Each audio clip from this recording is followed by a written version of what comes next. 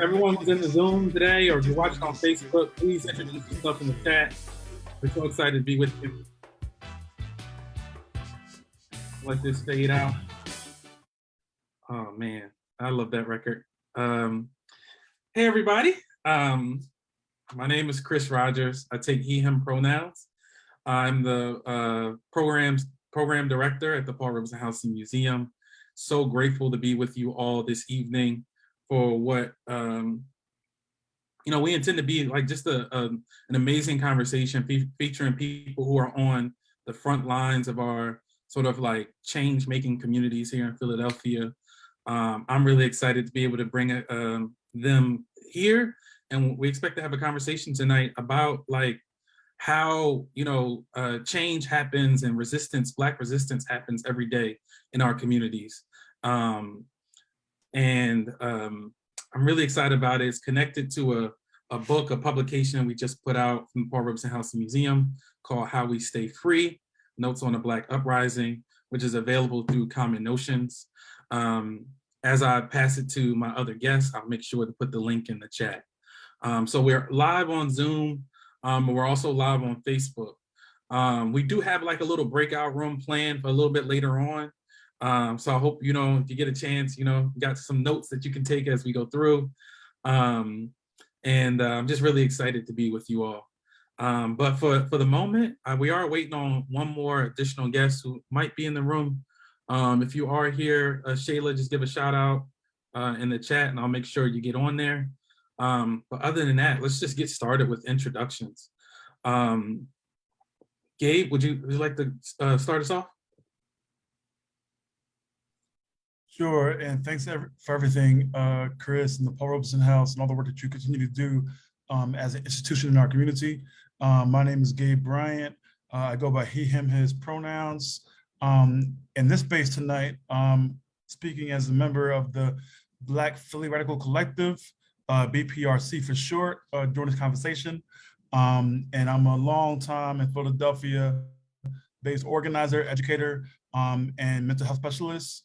And a lot of the work that I do primarily deals with the work of trying to end the carceral state, working with political prisoners, and working to build Black leadership in communities here in Philadelphia. So thank you for having me. Yes, and just to acknowledge that someone did request the live transcript.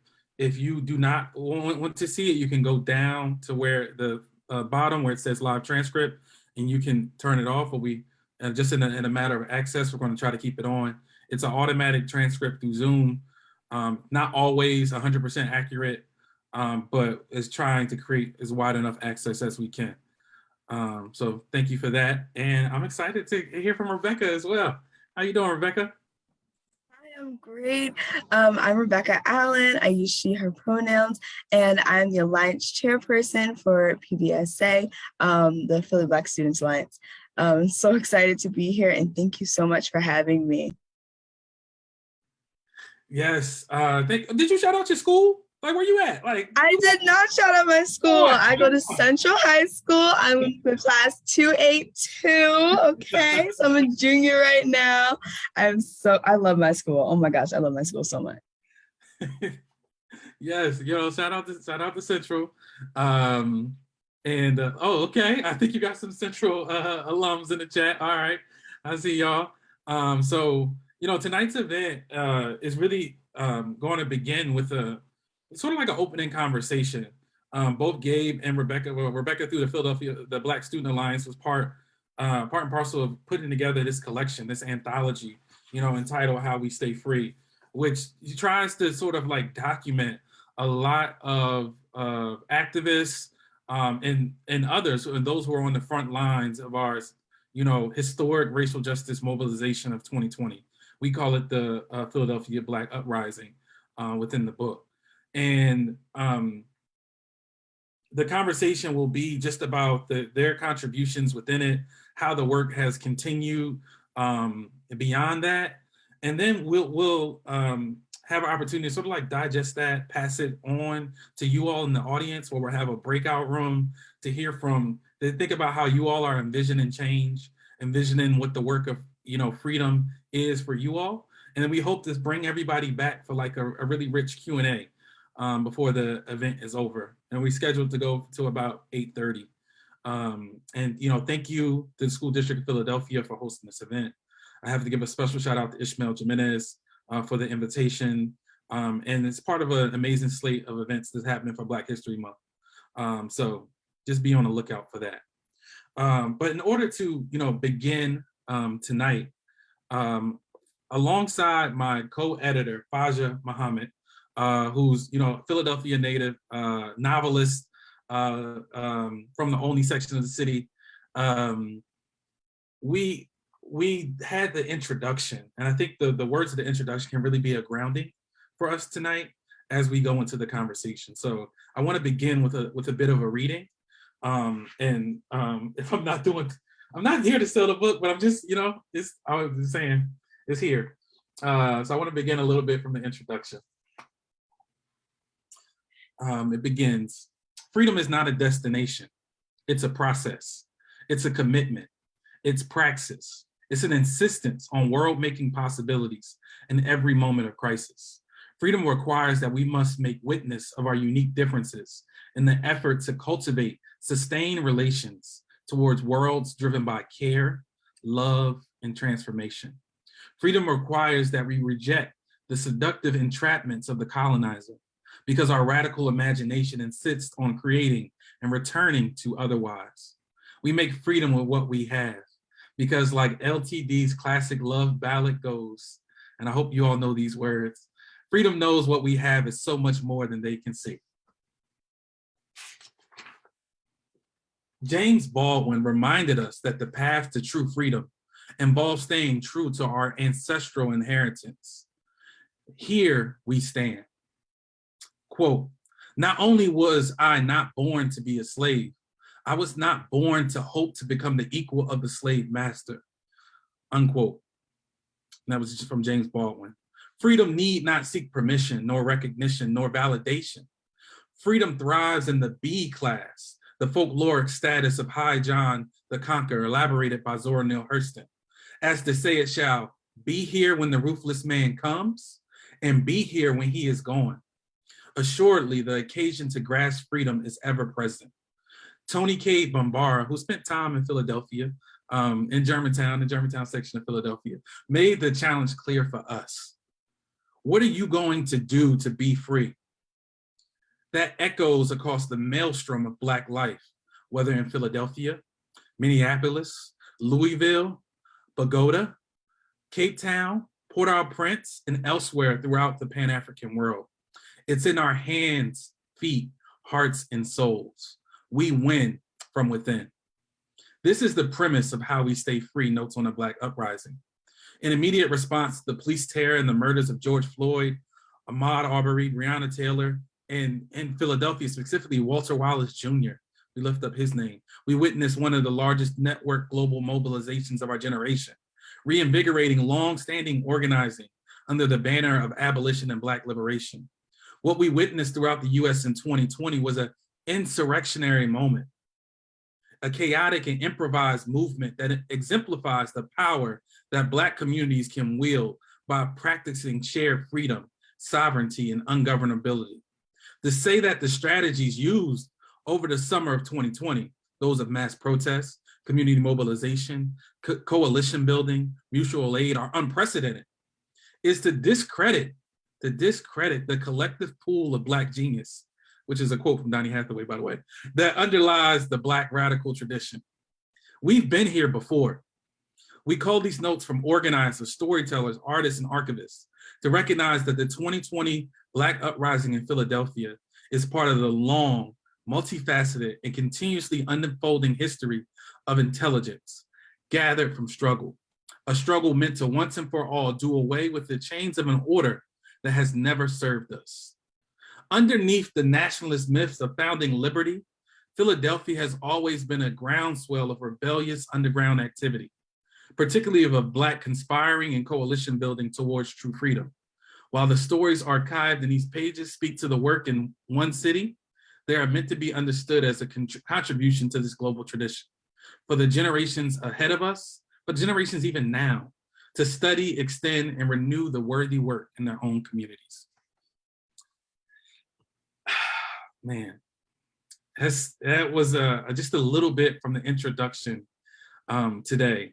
And I'm really excited for tonight's conversation to hear about how you all, Gabe, Rebecca, came into this work, what you all seek to gain from it, and what are the things that we must continue to lift up, right, as this work continues. And with that being said, I'm gonna go back to my little meeting script and pull up my questions, and we're gonna start with Rebecca and the Philly Black Student Alliance. Within the collection, we were able to document the birth of the Philly Black Student Alliance. Alongside, we added some of the OR's constitution to the appendix. Could you share just a little bit about that story and how you all came together and the vision that you had in establishing the Philadelphia Black Student Alliance? Yes, absolutely. So what's interesting is I was not one of the original core members when this was birthed. This was birthed in July of 2020, and the PBSA came to be after a march, Students and Educators March. And the goal was to bring the different BSUs and AASUs together so that we could be able to organize and empower our community and work together on the same issues that we were fighting to be addressed in our schools and throughout our school district. And so the beginning involved students who had never met each other before, did not know who each other were, coming together and realizing that we were facing the same types of issues, and deciding to make this space where Black people, students, educators could all be safe together and talk about how to organize and uplift one another and create a space that would allow us to be able to mobilize and see change. And so that's where the entire Philly Black Students Alliance got started, where it got its name from. It's an alliance of students in Philly, Black students in Philly. So that's where we started, and where we are now is just continuing to reimagine what that looks like and see how we can be a staple for the different organizations within the Philadelphia School District to be able to come together as students and be able to continue to push for things like the Black student demands at Central that were a really big thing throughout our city, and also be able to push for our demands within our Constitution as a alliance. Yeah, so I don't know if you have the demands on you, like the Central Black Student Demands. If you do, I think it's really important that we name and uplift those tonight, because one of the things that I think is important, we try to document, is like, there's these visions, one of the moments that, came back so much was like looking at the work of Black students in the 60s, and particularly the 1967 student walkout, where they were, advocating towards Black studies and African-American studies being part and parcel of the, school district. And that demand, it wasn't fulfilled until 2005.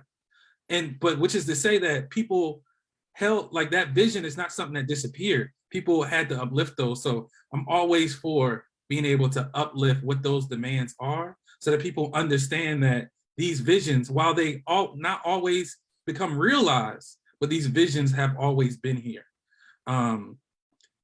So I don't know, should I give you a second to kind of pull those together?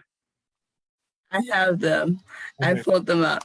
So there are 10 Black student demands. The first one is to review the disciplinary decisions made for Black students. The second one is to terminate the censoring of student voices during our AASU showcase and international day and hallway section. The third one is to include more academic support to level out inequities in order to achieve in order to achieve this goal, there were suggestions, and then the fourth one is to recruit Black and Brown students for advanced classes. The fifth one is to expand the curriculum of history and English classes to include African American achievements and authors.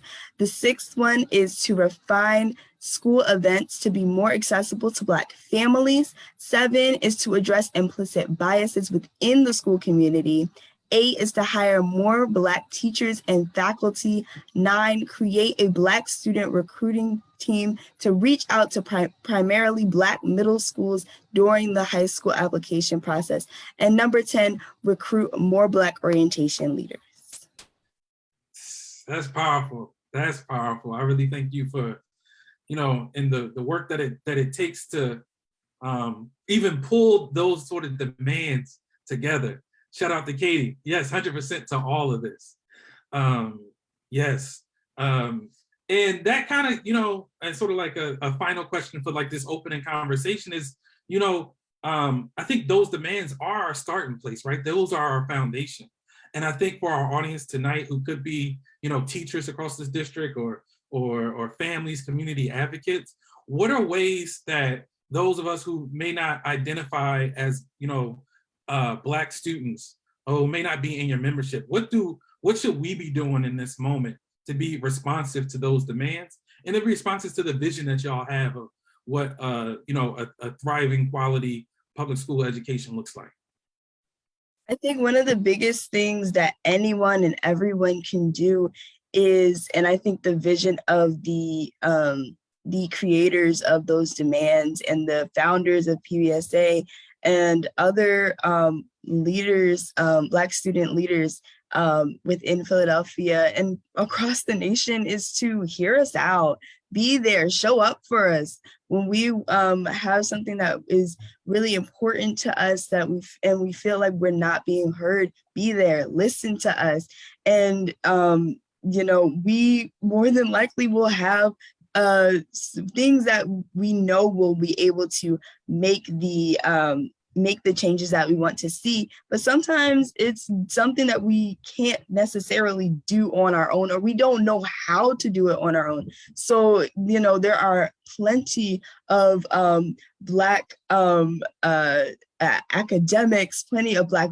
entrepreneurs, and amazing Black people who have knowledge that we don't have and can assist us in different areas. So just showing up for us and being available to us is so helpful and way more helpful than it may seem. Just a little bit goes a long way. It's the fact of being heard and being supported actively that will really make such a big difference. You set the tone. You set the tone for tonight. So just thank you so much, Rebecca. We'll be back pretty soon too. But now, I think another huge part of this endeavor for us as the Paul Robeson House and Museum was and I hope he doesn't, is the intergenerationality of this work, right? In bringing generations of Black activists in Philadelphia and the many different visions and accomplishments that they have together. And I was so grateful to be able to work with someone who I call a mentor. Like when I moved into Philadelphia, I'm from Chester, Pennsylvania. When I moved into Philadelphia, it was Gabe Bryant who really introduced me to a lot of the people that I work with kind of every day now. So I'm always grateful for his work in the community and the way he's really a mentor and has shown up. So hope you don't mind me putting that sauce on it before I open you up today. And I'll say, Gabe, you're in the book two different ways, right? Your first is you took part in the interview with the Black Philly Radical Collective about the visionary platform of 13 demands entitled "In the War on Black Philadelphia Now." Could you talk a little bit about who the Black Philly Radical Collective is, and then how y'all come together, and a little bit about this platform, if you could? Sure. And I love the way you put that in there about this being intergenerational. I embrace that. I embrace that. I love that. And I love the beauty of this panel. I'm certainly thankful and grateful for everything that Rebecca shared earlier, because everything that she said evoked the ideas of why I do the work that I do, right? Everything that she said just now, particularly about the idea about how we have this student framework that to me is a living document, right? It's something that hopefully other students can carry on in years to come. So class of 2022, 23, 24, 25, 26 should still be having these conversations and thinking about the things that they produced back in 2020. To kind of begin this, Chris, I must say first and foremost that today would have been the 80th birthday of Huey P. Newton, of the Black Panther Party. And although he's been gone now over 30 years, he was lost his life back in '89. It's important to raise up the work of the Black Panther Party and their 10-point program, which they revealed, May 15th, 1967. And when they had those 10 points about, employment, about jobs, about being released from prison, and the entire program, it wasn't a program for 67 or for 68. They were still calling it out for the next 500 papers of their org's paper called What We Want Now every time. It was the position, it was the mission, it was the vision. And so when the Black Philly Radical Collective begins, the framework for our 13 demands sort of comes that same spirit, right? It wasn't a demand that we thought would start and end in 2020, nor 2021, nor during the end soon, hopefully, of this pandemic. It's hopefully a document that could be studied, that could be researched, but also, more importantly, that we could all come together and unify upon, because ultimately, as you spoke earlier about radical imagination, we knew back then that that became the verbiage of the culture, right? Pop culture. And I submit to you that many folks are imagining, but they're not radical.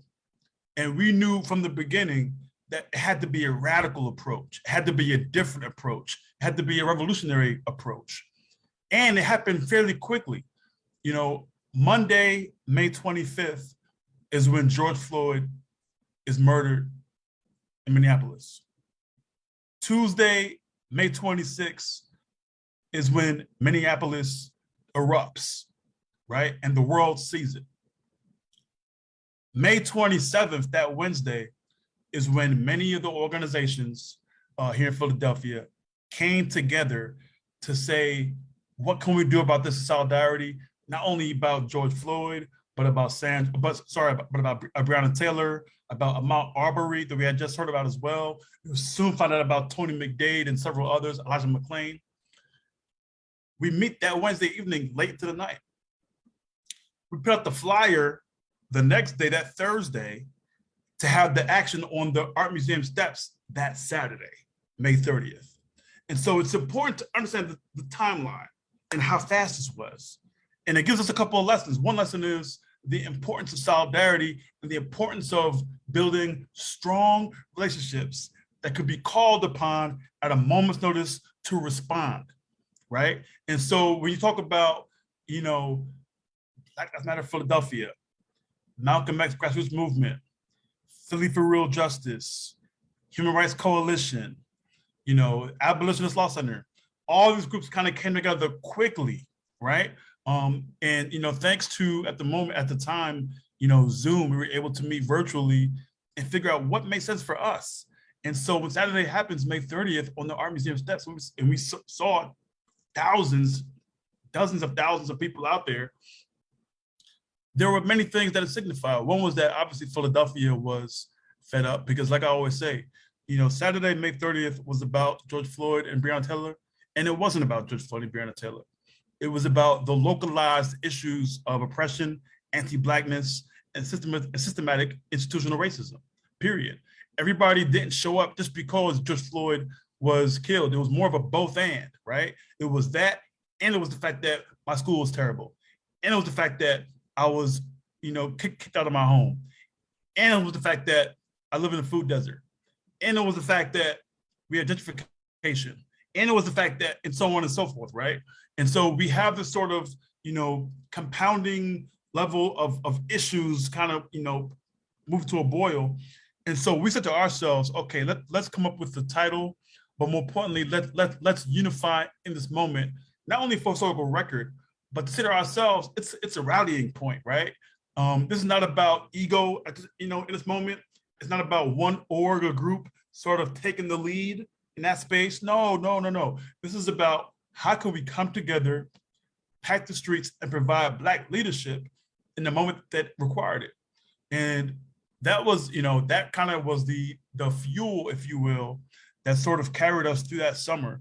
A summer that saw us participate in, street actions, that saw us, do town hall events virtually, that saw us meet with elected officials, that saw us meet with many other organizers, not only in Philadelphia, but across the country. That saw us literally have a meeting on Monday evenings, literally for the next year and a half straight. When I think about the work of the BPRC, and by the way, people can look at our 13 demands at www.blackphillyradicalcollective.com just to kind of get more of an in-depth sort of breakdown of this. A lot of the information was also part of the national narrative, right?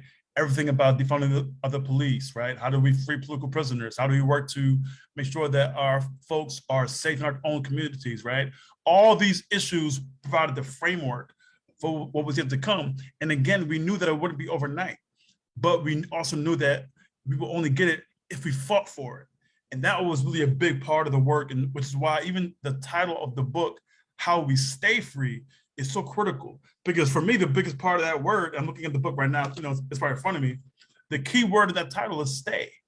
See, we don't talk enough about the maintenance and sustainability. We could have a whole convo about getting there, right? But how do you remain? How do you sustain it? How do you keep momentum? How do you keep people motivated and inspired and relishing the moment and making it a movement, not a moment? And how do you get more folks involved? And how do you bring in all communities together? However you identify as a Black person, right? Whether your identities, your sexual orientation, your lived experience, your gender, right? Your income, your class. How do we bring folks together on these issues? And that's the whole stay piece for me. And so as I close, I'll just say this, man, the lessons learned from that moment, from that experience, and just from that time period, as we continue to move, really were twofold. One is the power of patience and humility, because I think that in many ways during those calls and being out in the streets, people had to assume different roles, whether it was holding a sign, whether it was providing mutual aid, whether it was providing security, whether it was just playing the role of being in the number, as they say in church, right? And the other piece, which was so critical, was be open to learning new things, right? And I say that because in many ways, that was different from the Ferguson moment of 2014. It was different because it was larger. We had access to more technology from 2014. We had access to more organizations from 2014. And we had a whole website up. Everything was kind of popping in a different way, right? And so I think being open to new strategies was a really big part of the work that's carried us even up to this point here in 2022. Wow. Extremely powerful stuff right there. And one of the resonances that I'm seeing between both the Black Student Alliance and the Black Radical Collective, and I think sometimes this gets lost in how change is portrayed, right?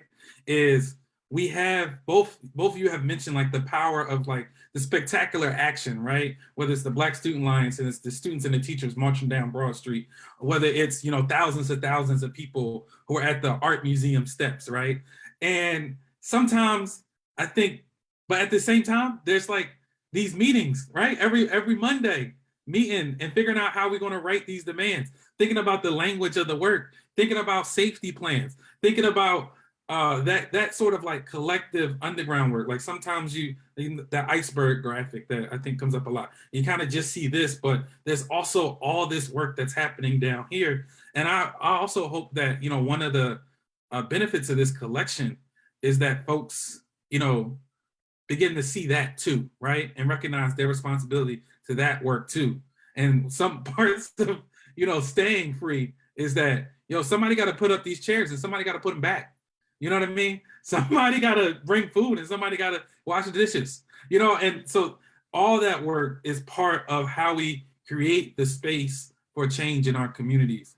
And I think, like in both you all stories, you shared a bit about that. I don't know if Rebecca, if you wanted an opportunity to respond to Gabe now, is anything that hits you, because I also got a little surprise because Gabe's in the book another way, but I'll let you go first. Yes, thank you. I found it so interesting when you're talking about how, one of the big takeaways was humility, and there was another word. I can't remember what the other word was. Patience. Yes, patience. And how, like as young people and as high schoolers, we're constantly like moving. Like we're like looking for the next thing. And especially even like being in rigorous programs, we're looking for the like how to keep moving. But, having to sit back and take that time during the beginning of the pandemic and the quarantine, and then seeing like the uprising, it really taught us that we needed to grow up in that sense and be more patient and have humility and realize that it's about more than just what people see on the papers. That really stuck with me, that idea of like just needing to have this humility and this patience. And it's something that like once you get into this work, you're just gonna have to learn it, because it is not a pretty job. It is not fun and games. It is very emotionally draining and taxing, and it takes so much work and so much effort and so much collaboration. You have to be not only patient with yourself, but patient with other people, and you have to learn how to come together and not worry about who's going to be on the top. There's no on the top unless we're all on the top, and so that really stuck with me. Oh, I'm glad you said that. I mean, just real quick, if I could, Chris, what you said, Rebecca, I have an elder of mine. He's one of my mentors, as Chris mentioned, mentorship earlier, who's a long time organizer since the 50s and 60s, right? He's an elder, been around some serious folks. And he talks often about, being an organizer back in the late 50s and how they had a saying back then. He's a young person. He was a teenager. He was probably about your age, and others, Rebecca. And their slogan was "Free by '63." So if you can imagine, it's 1959, and they said "Free by '63." So their radical imagination was all Black folks are going to be free throughout the entire world by 1963. So that's the level of vision and mission. And obviously 63 comes like this, and you have to like reroute and double back around and figure things out again, because we know that change happens, but it doesn't always happen with the quickness that we want it to happen. But change is always happening though, right? The good thing about it is that the change is the journey of it, right? So like, as we bring in new folks and we salute Shayla, who's now in the space, these are the leadership. So for me, like the win is, and the victory is that to have a convo this evening with the Rebecca and the Shayla Street shows us that 2020 was a victory, if that makes sense. Yes, and shout out to Shayla for being able to be with us tonight. We're so grateful for you to be here. We were just talking about a bit of just the work that goes into building the Philadelphia Black Student Alliance and the work that it takes to sustain it. So really grateful for you to be here, and you can kind of give us a little. Rebecca gave us a story about how it came to be. We know you were also there for the founding, And for the people in the audience, Shayla was one of the lead people in helping to shape the contribution to the How We Stay Free collection for the Philly Black Student Alliance. So please introduce yourself to the folks, and just how you doing tonight? It's so good to be here. Like, I feel like I'm at home, even though I'm not at home. But yeah, it's so good. I'm a Central High School graduate, class 280. So last year, I graduated in 2021, and now I go to West Point. So I'm up there. I'm up here right now in New York. It's probably very surprising to people. It was very surprising to me. Like, when I first got in, I actually said no, and then I had to think about it, and I'm like, at the end of the day, like, our ancestors built up this country, and I feel like we need to be taking advantage of everything that has to offer. And I just come here and I see there's so much opportunity. There's opportunity for scholarship. It's a full tuition. There's so many things the school offers, and so many of us, like, we don't feel welcome. We don't feel patriotic because we have this idea of like what we see patriotism as, and it's like blind patriotism. It's loving your country, but we are the real patriots because we are the ones who are questioning what this country is doing, because we're saying we love our country so much that we want it to be the best. We don't want to act like it's something that it isn't. So that's what I've kind of understood patriotism to be. And like, I've never really thought about it until I got here, like what it means. But I know James Baldwin has a lot of great writing about it. So it's just like you guys said, I think patience is definitely key, and just building off of what other people have already done. And it's so great to be here with Rebecca too, because like you said, sustaining is like the hardest part, because it's like you do all this work and then you have to move on. I mean, like, I'm still doing the work in some way, but I'm not in Philly. So it's so great to see Rebecca. And I think patience, it also reminds me of, like, I know right now the school board, they're voting on a lot of things, and some things that we've testified for like 500 million times. Now some of those things are starting to be voted on. And now we have people like Rebecca who are able to testify, and we have, like, you just build community. So I think patience definitely is key. And it's key to also recruiting people to join the movement. Because like Rebecca said, if one of us is not free, then all of us are not free. So it's kind of like explaining that to people and understanding that some people don't, some people are not always on the same page as us. And like through voter registration work, which also happened during these marches, because not everyone even believes in voting. It's kind of like having patience and just like understanding where everyone is coming from, because we're more successful even if we're together, even if we don't all have the same exact beliefs.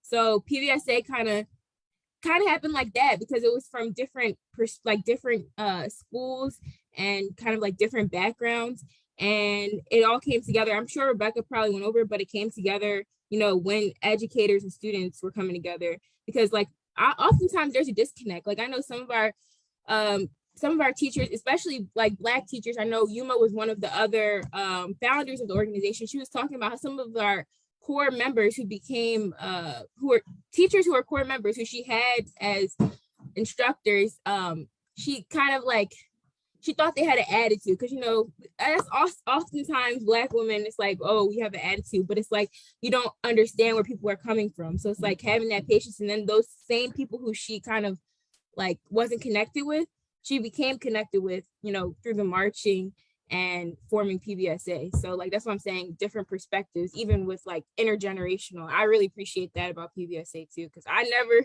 thought I would, like, my teachers would kind of become my homies. So I don't know if I wrote that in this part, but yeah, it's been great to participate in this. And I know I also had a history teacher, Mr. Palazola. And I see Miss McKinney is on here. She is my Miss McKinney. If it wasn't for her, I probably would not have gotten to anything that I did, because she was my sophomore year African-American history teacher. And I'm so grateful that Philadelphia, like, even though, we're still fighting, we still want the school district to do better, like going to college and realizing how far ahead I am to some people, like some people are still sleeping. And like Philadelphia, like you have to take African-American history to graduate. And that's awesome. And that's from the work of this, like not us, but the work that's passed down. I mean, obviously some people in this fall like fought for that. And I'm just so grateful for that. And I'm grateful for Miss McKinney, because of her, I was able to take a Black feminist course, and that kind of woke me up. And like, I saw my own internalization. And so, yeah, I just want to give back and say thank you to Miss McKinney, and thank you to Rebecca for continuing. I don't want to ramble on, but I'm pretty sure Rebecca probably like explained how PBSA came together, but it was kind of just like connecting people, because we were all fighting for the same thing. We all were like, oh, president of our BSA, and it's like, well, we're definitely stronger together, and that's just like the whole thing about PBSA. So yeah. Thank you for setting it off like that, and particularly as you started like, this is what my patriotism is, because I'm at the Paul Robeson House Museum as well. I have to bring up Paul Robeson to this, right? So Paul Robeson, he's at the House on-American Activities Committee, years like 1956. They're basically trying to label him a traitor to America because he's friends with communists. And this is what he says back to the US Senate at the time. He says, my father was a slave, right? His father did self-emancipate. My father was a slave, and my people died to build this country. And I'm going to stay right here and have a part of it, just like you. And no fascist-minded people like you will drive me from it. Is that clear? Oh, man. Paul was always, bold and uncompromising. And I think about how we, just as you said, that is our inheritance too. I think about his words there. So as we kind of move forward, I'm ready, because as we talked about sustaining ourselves, it's also about finding spaces that help us heal, that help us get out things, right? So Gabe, I don't know if y'all know this, but Gabe's in the book another way too. Gabe is also an amazing MC, right? And put out an album at the top of 2021, an EP at the top of 2021. I mean, everything he does is movement music, but this one, was in particular, just a way of sort of like working through this period. And we were able to take one of the records, Going Home, and transcribe it for the book. But luckily, since we're online, you don't gotta read it to you. We can listen to it. So it's only about 2 minutes. I'm gonna let this play for a minute, you know what I'm saying? And I want y'all to hear this record, Going Home, which is documented in the collection, How We Stay Free. Oh, Gabe, you wanna say anything about it before I start it? I just want to say shout out to the producer on the track, Oluwafemi, who's a well-known Philadelphia based DJ and producer by way of Nigeria. And the song and the project came about actually because I wanted to do a project around COVID and the pandemic. When everything happened in March and April with everything shutting down, I started writing as an outlet. And then again, May 25th happens. I remember texting Femi like, yo, bro, everything changed. So the whole project changed over. So there you go. Yeah, so the name of the track is Going Home.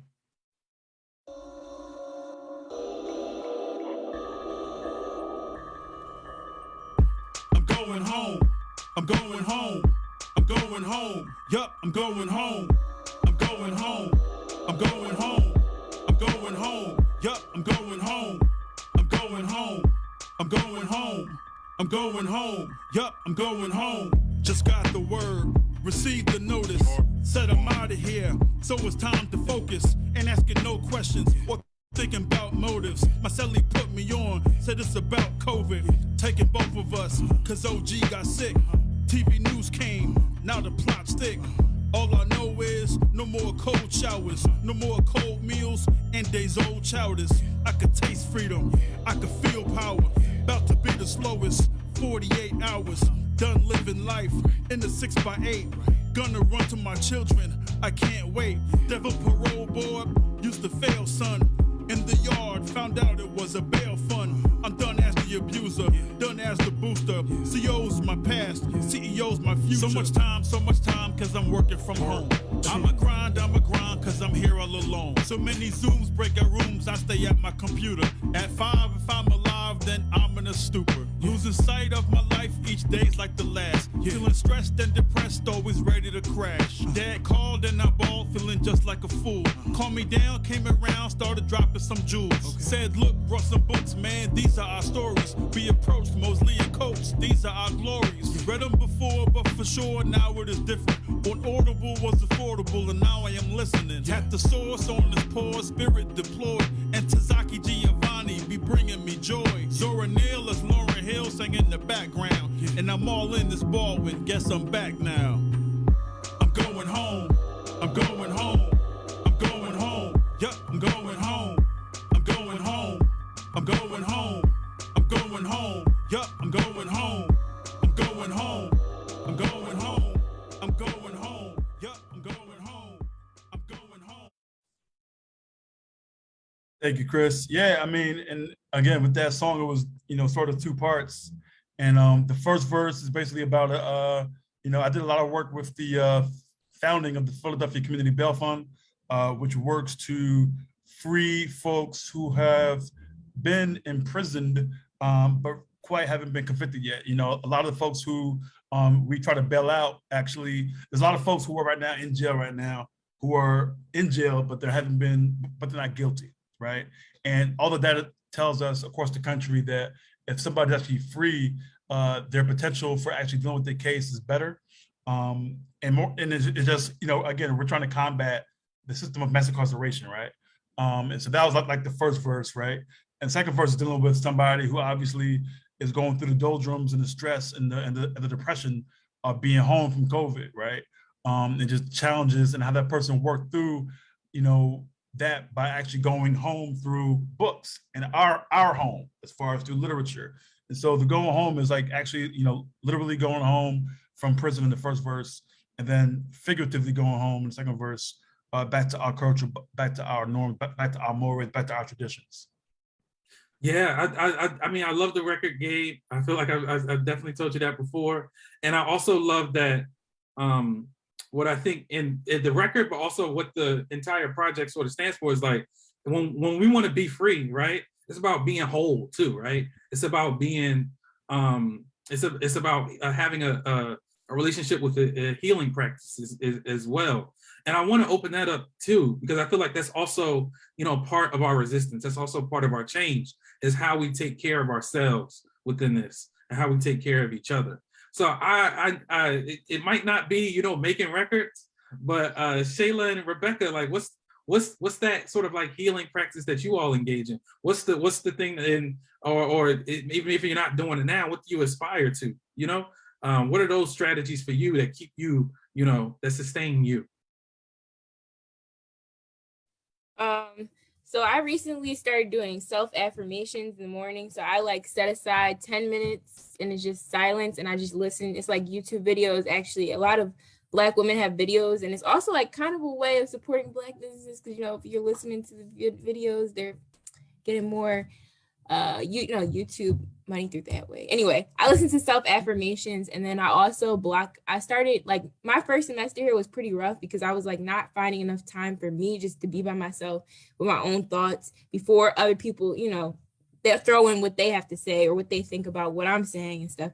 So I think a good thing is to always have me time. So for me, I get up like an hour earlier than I have to. So in order just to have like time by myself where I like exercise, and that's really what keeps me like grounded. And then also just having boundaries too, which I think Zoom, we all like just kind of just set aside work and relaxation. So I kind of like, I go to sleep a lot more earlier than I did in high school. Like I go to sleep now, my bedtime is like 10 o'clock. Like I don't play. So I think just setting boundaries and like doing something that's consistent. So the self-affirmation is something that I do every day.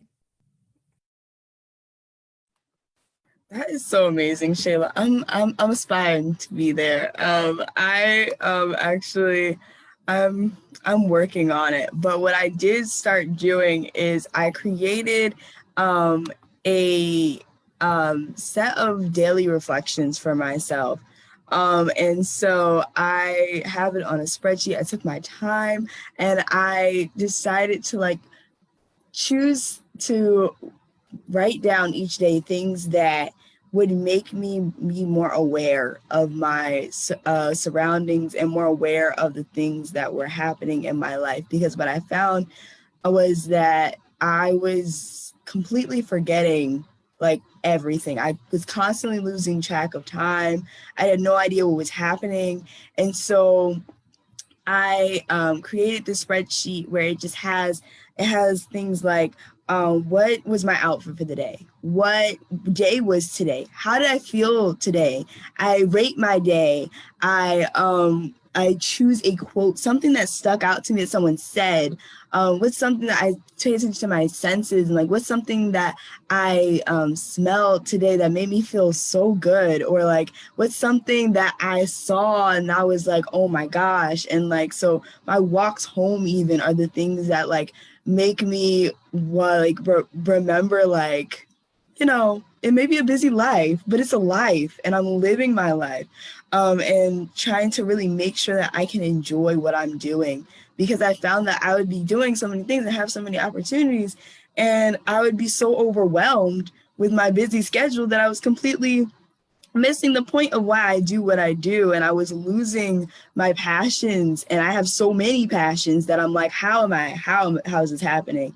And taking the time to choose my priorities and, you know, make space for the things that really do bring me joy. One of the things for me personally is musical theater. I absolutely love singing and dancing and being on a stage and looking crazy. It makes me feel amazing. And, you know, due to the pandemic and then also like scheduling situations, I wasn't able to do musical theater for a few years, and it was draining as all get out, because that is my outlet. When I'm doing musical theater, nobody talk to me, nobody look at me. Like that is, I don't care what's around me. Like that is my safe space. And so now I've been able to do that again. And my musical theater community is amazing. We are just showing up at rehearsals, and it's just making me feel amazing. I don't care how long I have to stay, because I get to do what makes me feel so happy and so amazing, and take the time to enjoy what I'm doing. So for me, it's about the creativity and the reflections. That is how I heal myself. Yes, yes, and thank you, Toya. Well, you know, Toya's giving y'all a shout out in the chat. Yeah, so I'm gonna make an audible here, because this conversation is going really well. We had this whole breakout idea, but you know what? I think we're gonna keep it here. You know what I'm saying? For these last 20 minutes or so. But that doesn't mean that the audience, y'all are off the hook. That just means we're gonna keep us all in one space, and we want to hear from you, whether vocally or in the chat. Because this next part is about, oh, good night, okay. All right. This next part is about, you know, flipping it up and beginning to hear from folks, right? And I think I mentioned something in earlier from Tony K. Bombara, like, what are you going to do to be free? And there's this amazing essay that I always come back to from Avery Gordon, who's writing about the work of Tony K. Bombara. The name of the essay is called Something More Powerful Than Skepticism. And if you search it, you can download it for free. But this excerpt that I want to read is going to help us sort of like ground this sort of like interactive portion of today's event. And I screenshotted it so I can kind of pull it up and share it as I read it.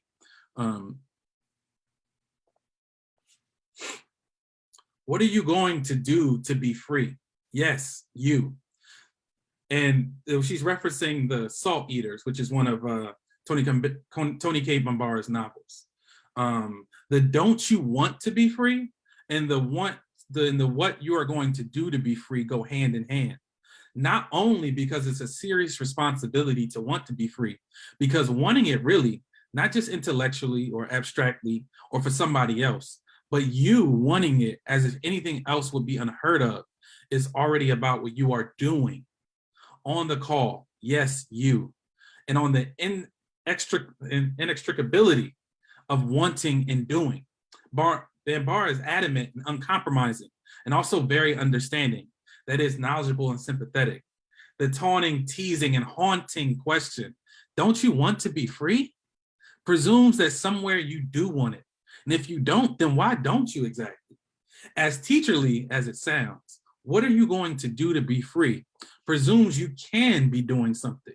And if you don't know what that is, you should go find out. What is involved in wanting and doing freedom? This is the heart of Bombara's contribution to utopian thought and practice, and it's contained in the answer she gives. To want to be free, you have to live and act as if you are free to live right now, right this minute, in the midst of all the life-threatening forces arrayed and ready at hand. And this is from the book. Then he straightened, back stiff with the conviction that he, like many others going home now, was totally unavailable for servitude. I'll try to explain what I think she means. So this question, right? What are you going to do to be free? I want to, begin to open that up. We have a number of people here who are in the Zoom with us. I think I might have the settings up where you need to sort of just acknowledge that you have something to say in the chat.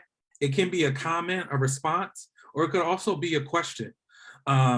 Or, a little bit of a comment and a question, but no like long speeches. Yeah, so I just want to take time to think about that and open it up, for folks to ask questions and make connections. Okay, Corinne, I see you. I'm coming to you now. I'm oh, there you go. You can unmute yourself. You got it. Hey, Chris, how you doing? Hey, Gabe. Doing all right. I think what comes to mind is it's unflinching. It's those words, it stirs something in you. There's a lot of us walking around with energy that is dead, not connected to a deeper calling. And so I think about our ancestors who laid the foundation for liberation work and the sacrifices that they made. And so it's like, what are you willing to give up, or what are you willing to search out or seek out in oneself in terms of self-work to get to your purpose-driven work? Because it like always goes back to the individual, but it's connected to our community. But if I'm walking around with kind of like, and this is not easy, if I'm not connected to my own like self-determined thoughts around like freedom for myself, it's hard to engage with that when I think in the larger community context. So that is unflinching for me. And I've been wrestling with that for a while. Like, what am I willing to give up? My comforts, sleep at night, my mental health, like what am I willing to sacrifice for my freedom and for our freedom? So I guess I'll just leave it there. Any responses from our panel tonight? That definitely like spoke to me. I feel like transitioning, leaving Philly and going to school, it's like you go from a really high point, especially like as a senior, and then going to like a freshman where it's like you have to prove yourself and stuff. And like I felt that same thing. If like your head is down, if you don't believe in yourself and you're not, and it's like you have goals, but your actions are not aligning with what you want to do, then you're not just letting down yourself, but you're letting down your community. And like you said, everyone else who sacrificed for you to have the opportunities that you have to make change. So it's like make every day count kind of thing. And it's kind of like, I think of self-efficacy and like, you have to believe in yourself first.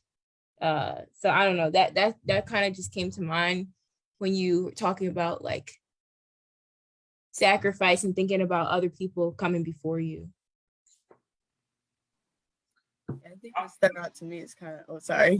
Oh, you got it, go ahead. Okay, I think what stuck out to me was kind of along those lines of like the sacrifice pieces, like what are you willing to sacrifice, and how are you honoring what our ancestors have sacrificed?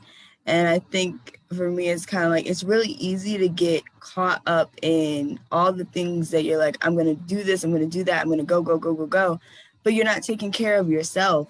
And so for me, like the thing that I've noticed is like, I noticed that I haven't been taking care of my relationships with other people in my life.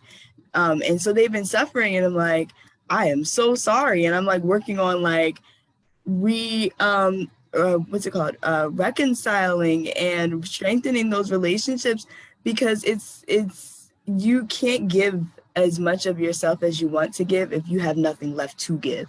And so that piece about really understanding what is it worth, like what can you sacrifice to make sure that you are honoring the sacrifices of our ancestors. Yeah, that's so beautiful, and I think totally how you say, like underrepresented in our work is that internal reflection and strategies for internal reflection, you know, and finding and creating time for us to be able to do and check in with one another and check in with ourselves and how we create the space for that.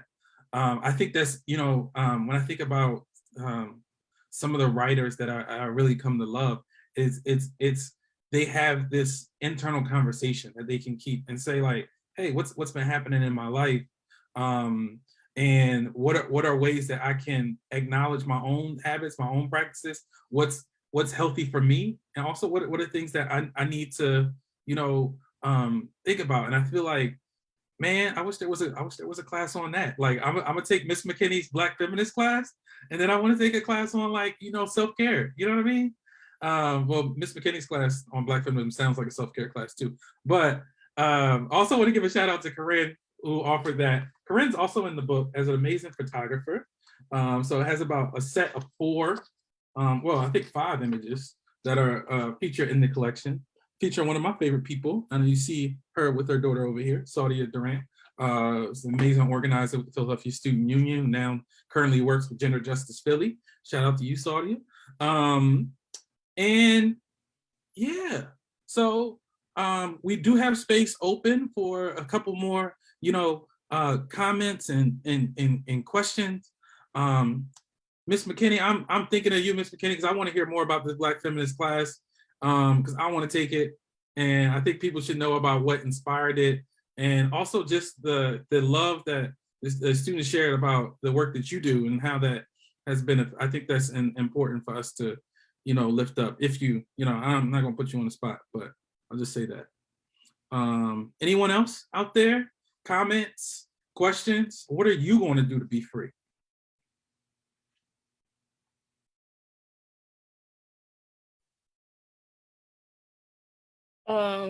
I think what you said about the internal conversation is really important. It's like important to ask yourself, do you feel connected to yourself and to what you see as your purpose, and to other people? Because like that's a part of functioning effectively. And I think that's like how you can maintain psychological well-being, is like asking yourself questions. Yeah. And also to clarify about the Black feminist course. So I actually took it in Ithaca, and Miss McKinney is the one who recommended me for the program. It's called TAS. So if any sophomore or junior students, I hope Rebecca will be applying, Telluride Association Sophomore Seminar Program. Basically, it's a program where you go away for 6 weeks and you're with other Black students and you just engage in different courses that they have. And basically other Black college students kind of look after you for that week, and you learn about like self-governance, governance. And you live in a house, and like basically you make up your own rules. You make up like you learn how to deal with other people. And Miss McKinney is the one who kind of said like she thought I should do it. And I took a Black feminist course, and then I had 2 Black women teachers, and I learned about like intersectionality. And I learned about anti-Blackness. This is like the first time I ever heard some of these terms. And like I read Bell Hooks. It was just and I was only in 10th grade, and it was great to be in a room with also like all Black women in my class. So Miss McKinney, she was the one who recommended me, and she taught me African American history. And yeah. Well, thank you for that. And thank you for the clarification there. Yes. So we just got a comment. Is it okay if I read your comment, Miss McKinney? I think it's great. It says, what one is willing to sacrifice varies, but if we can work collectively, that's key. There can be more of a balance in your life and be free. And that's beautiful. I will say that we are also on Facebook. I do not have the bandwidth to kind of do both. There might be questions coming in on Facebook. I'm kind of just here with the people that I'm here with. But I want to open up space. Ms. Renoka, I see you came on camera, but I don't know if I can hear you. But if not, I think we can, you know, if someone here has something to offer, we'll work on that.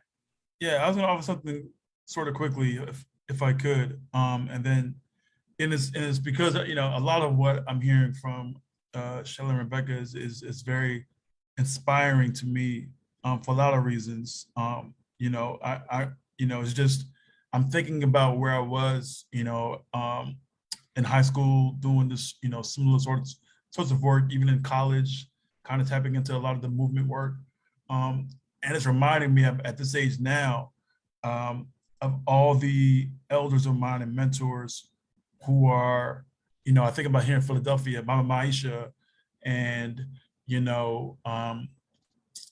Queen Mother Flocka Fatah, and so many others.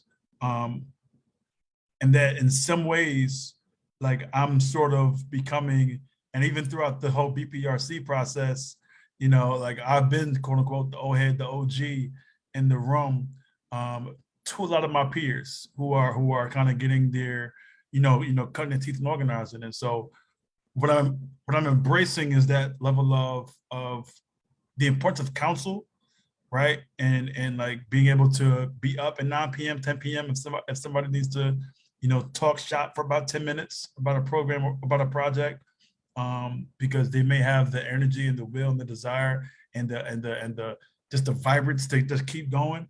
And although I'm there with them, I know that I'm there also sort of in multiple ways. I can meet you on the street, but I can also be there for a conversation. And so I think I'm sort of embracing, and that's how I'm sort of getting free every day, is like embracing that sort of eldership, as it were, even though I'm nowhere near, I'm sure for some of my folks who are elders already, I'm still their young boy. It's just a pleasure to kind of know that the baton really hasn't been passed, it's been taken, which is how it should be, right? Rebecca and Shayla and her group and generation, they've taken the baton just like generations before us took the baton and really didn't wait, for somebody to kind of give it to them. Like they just took it because they knew and understood the conditions that surround them and their environment. So that's what I'm embracing right now, to get free. And also kind of thinking with each year, what more can I do this year that I didn't do last year? How much further can I push it to the point about sacrifice? And I think, what I loved about Corinne's point earlier, 20 years ago, if somebody would have said, Brother Gabe, at the rallies and marches, we're gonna have healing circles and masseuses and massage tables, I would have said, what are you talking about?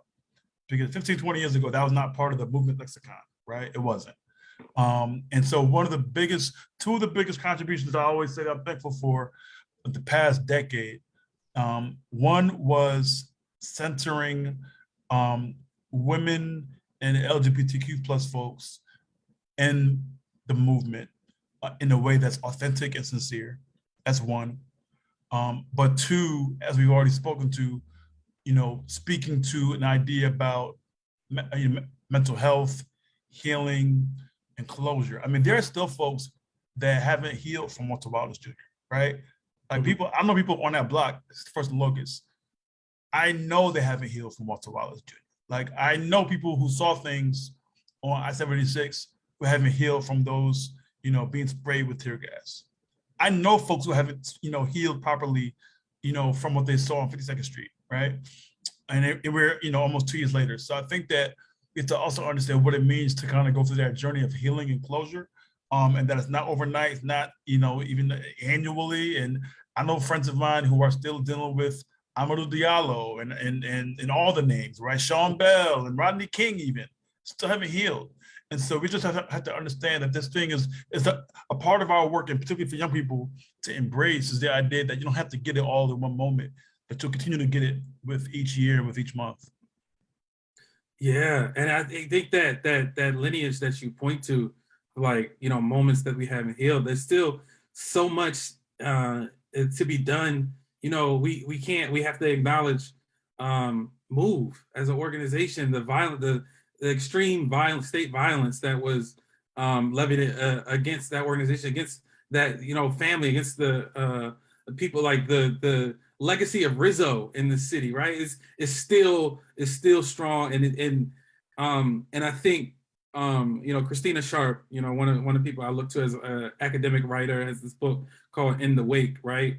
Of recognizing that the sort of like, we look at the structure, the burden of the structures that are around us that still are, about our impoverishment, about our exploitation. But even still within that, right? It is our duty, our obligation to create beauty every day, wherever we walk, And I think about the work and everything that we talked about today is about that, right? Creating resistance is about creating beauty. And I think as we, if somebody got like a final statement out there, let me know. But I'm gonna start to bring it to a close. Ish, you back? Let me know if you want to hop in this.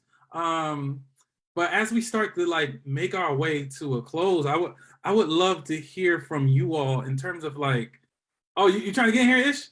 I'm gonna add you. I'm bringing you. Here we go.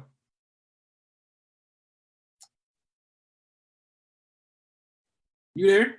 Yes, I am. I just want to say that I really appreciate this conversation. And these conversations like need to happen more often, right? Because there's a whole process and a whole type of intellectual like building and emotional building that has been done. I think about, what Gabe was just saying. Like I met Gabe as an undergrad at Temple University in 2000, what was it, 4 or 5? And work that he's talking about developing over time. That's why I laughed when he said, healing circles and everything at protests. Yeah, that was unheard of back then.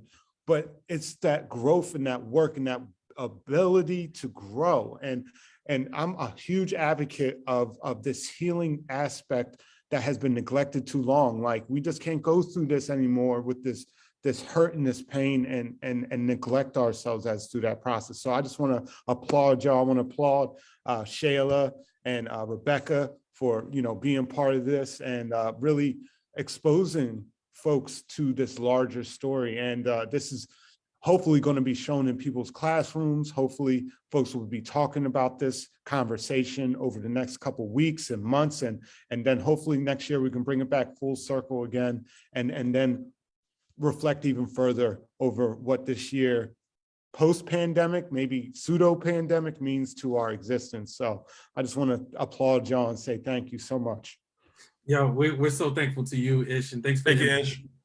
Yeah, and I'll say one of the beautiful things that we're working with Ish and working with some of Paul Robeson House and Museum, we have a number of partner schools, one of those being the Paul Robeson High School, but also West Philly High, Sayre High School, Workshop School, and many others. And I feel like what our goals is to get this. Yes, and I think Shayla just put it in. Let's see if we can make that the 11th demand on the Black Central Students Demand and how we stay free to the African American history curriculum, because it features our stories and it's not just about what's in this book, but as a project, I think the conversation that we have tonight is directly connected to how we create space to tell our stories, to share our visions. And through that, we find opportunities to sort of like embrace change. And with that, you cannot end or organize a meeting without action steps, right? So I want to do a final round from folks around just like, what's out there, what should people be checking into, what are ways they can support you and support your organizations moving forward.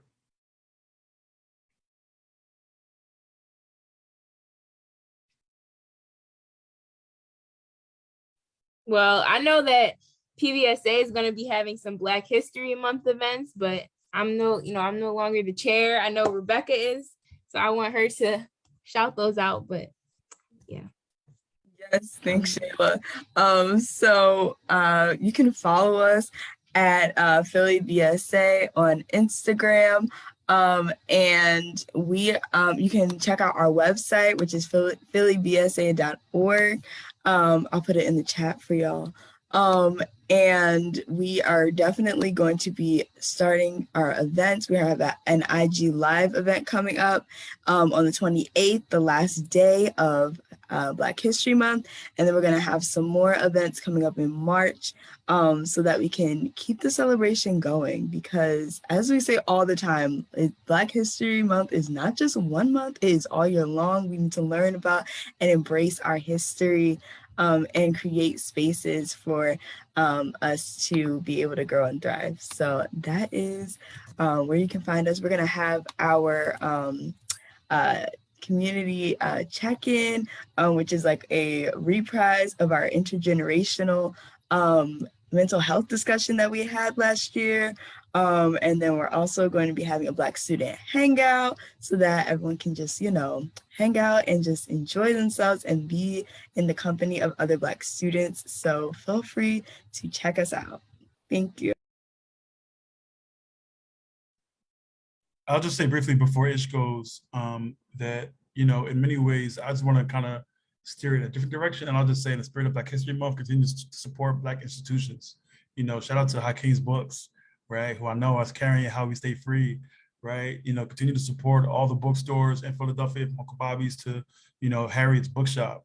Continue to support all the institutions like my friend Nina Ball, who is now the new Director of Programs at the African American Museum of Philadelphia. They have a full slate still this month of activity and programs and events going through March, actually. So look out for AMP and their work.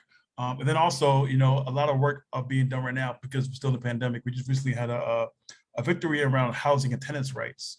And so be on the lookout for more issues and questions and conversations around, again, with the increase of gentrification and the lack of folks being able to sustain themselves in their housing due to the pandemic and other issues. Housing is a human right. And so look forward to seeing more action around that as well. Yeah, Ish, I'm gonna hop in here and then I'm gonna bring you in though, and you could definitely, come in after me. Yes, and we have this book at many of the local bookstores, Harriet's Bookshop, Making Worlds Bookstore and Social Center.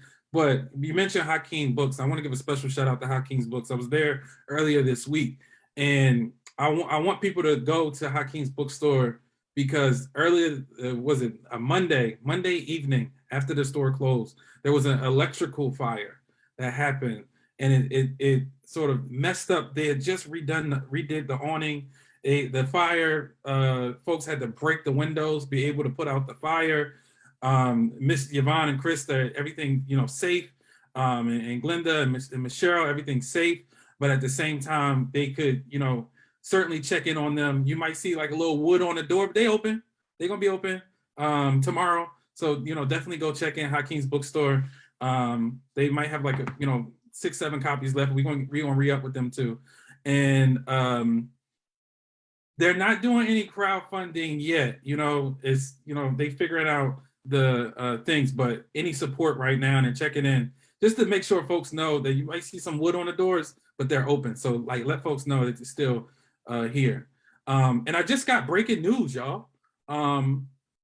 How We Stay Free is going to be on the cover of the Life section of the Philadelphia Inquirer tomorrow. Word. So be on the lookout for that article, which will be dropping tomorrow. It might